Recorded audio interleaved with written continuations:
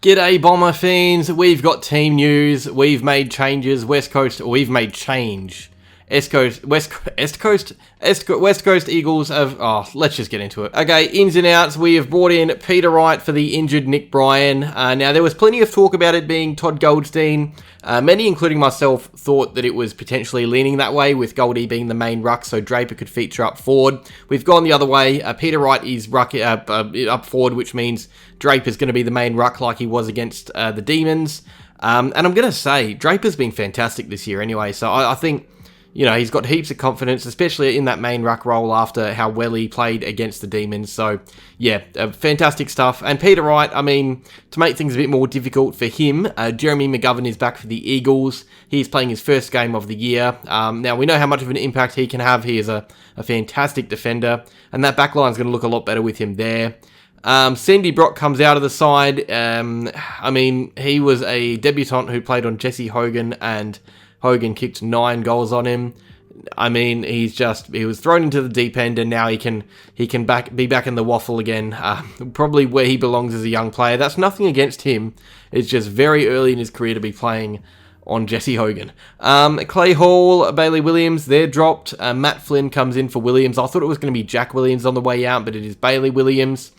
Jack Williams keeps his spot. You've got Tim Kelly coming back into the side as well, which is really interesting. Yeah, it was this big statement when he was dropped. Dropping one of your experienced and better players when they're underperforming, but it means a lot less when you just bring them back in the next week. So, yeah, don't know about that one. And Oscar Allen, he has been rested. He's been managed. That knee of his is probably flaring up, and maybe that's why he's been playing so poorly. He's been off the mark a bit to start the year. Okay, going through the lineups, with West Coast, you've got a defense of Ruben Ginbey, Harry Edwards, Brady Hoff, Liam Duggan, the co-captain, Jeremy McGovern, and Liam Baker. It looks so much better with McGovern there. No offense to Brock, young kid, but McGovern is just a great player. It's still a young backline. It's very young, but there is at least more experience there now with McGovern. Onto the wings, you've got Jack Hutchison and Jaden Hunt. You've got Jack Graham through the guts. In the forward line, you've got Liam Ryan, Jake Waterman, very dangerous players. Jamie Cripps, very underrated player. Jack Williams, Archer Reed, and Matt Owies. Fun fact about Archer Reed, you might remember him from the 2023 draft, back when we had, I think it was pick 30 to start the night or something. He was a player we talked about a lot. Him and Logan Morris, I thought were players that we were going to draft. But then we traded up to get Nate Caddy, which meant we didn't need another key forward, and we didn't have the pick anyway. So, but in another world, Archer Reed might have been on our list if things went differently, if Geelong didn't accept that trade. So, yeah, funny how things work. He's the brother of Zach Reed, by the way, so they're going to play on each other tonight at some stage, you'd think, which is really fun. And Archer is very promising. He looks great. I've liked what I've seen from him. Where are we up to? Matt Flynn, Tim Kelly, Harley Reid, and then on the bench you've got Elijah Hewitt, Ryan Marich, Tom Gross, and Hamish Davis. Very, very young West Coast team. Bit poor. We probably know that, but there are some players there that can turn it up. I mean, it really wouldn't surprise me if they won this. I think most teams can beat most teams on their day, and we saw how good West Coast were against Brisbane.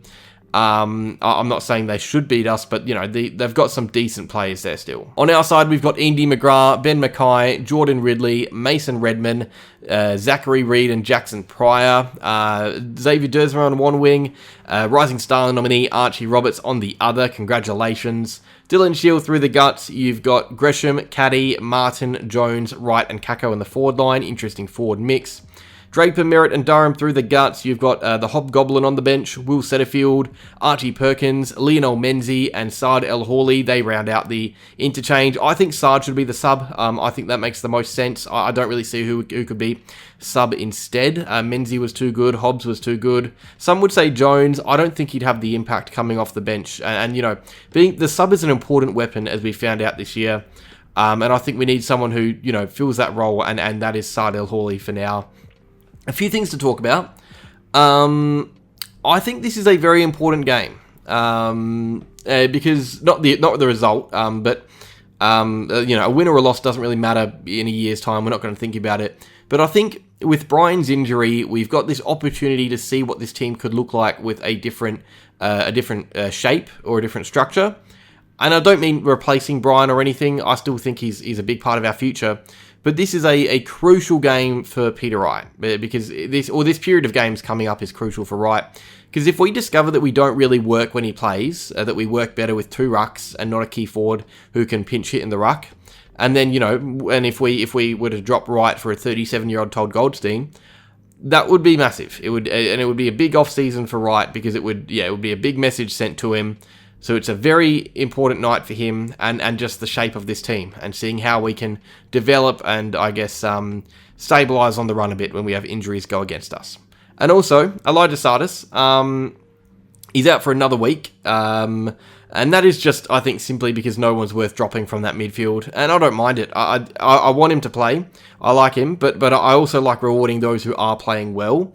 No midfielder had a bad game, and it would just be weird to drop, Setterfield or Hobbs after they played well for Sardis just because he's younger. On the emergencies, we've also got Archer Day Wicks, Todd Goldstein, and there was another name, but I forgot. Okay, a recent recommendation from one of you guys, which I liked, it was Cy McGee, or PSY McGee, it's a big game for. So I'm going to do this a bit. I picked the 3 players that I think are set for a big night or who need a big night. Number 1 is Peter Wright. I mean, yeah, as I've said, first game back, he's got a new forward line to work with. He needs to convince his coaches that he can be the man for the future. We know he can be a good player. He kicked bags of goals in 2022. He was our best player. He needs to be closer to that. Nick Martin, he loves playing in WA, his home state. He turns up against the Eagles, the club that turned him down. And finally, you know what? I had Jordan Ridley written down. I'm going to go Harry Jones, just because I think we all know what Jordan Ridley is like. But I think Harry Jones, for a few reasons.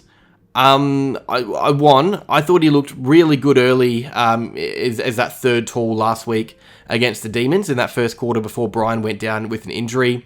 Before his role changed.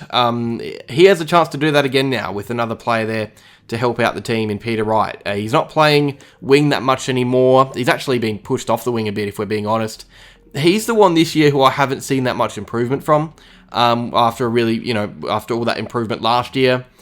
So yeah, there have plenty of looked good in the last few weeks. He isn't really one of them, and I think he has the talent to be on the up. So this is a game I think he should really try and own. He's due a statement game. Lionel Menzies had one. Now it's Harry Jones' turn. And finally, the last time we met, thanks to Aussie Owl. Thank you for recommending this. I blanked on the name last week, but we've got it now, so thank you. Last time we met, we beat the Eagles at Marvel Stadium by 30 points. It was Nate Caddy's first goal, I believe. Stringer kicked 5. We had Jake Stringer in that team. We also had Dyson Heppel, Jake Kelly, and Nick Hind. They were still on our list. All of them are retired except Stringer, who is with the Giants now. He kicked his first goal for the club on the weekend. Jai Caldwell and Cole Langford were fit. They're now injured. And then also Matt Guelphy and Nick Cox as well were in the team. They're both injured now too. So 4 or 5 injuries from last year. Now, if you look at the names on the right, they're a lot younger. It's only really Shield who brings up that age a bit, but the rest, you've got Kako, Roberts, Hobbs, Reed, Pryor, L. Hawley. They're all young or inexperienced, or both. And on the left, you had, most of them over 25 who have played huge careers. I think all but 2 are over 25 on the left, so a lot younger, but also not a bad team. It worked against the Demons, so yeah. Pretty interesting. I like comparing this, especially to last year where we thought we were on the up, but now we're so different in our list build and our age makeup. So it's very interesting. So yeah, big game tonight. Get some hot cross buns in you before. Should be a fun one. Hopefully the Eagles turn up to make it interesting. I just want a competitive game of footy. Cheers for watching. Like if you enjoyed, subscribe if you're new, and as always, go Bombers.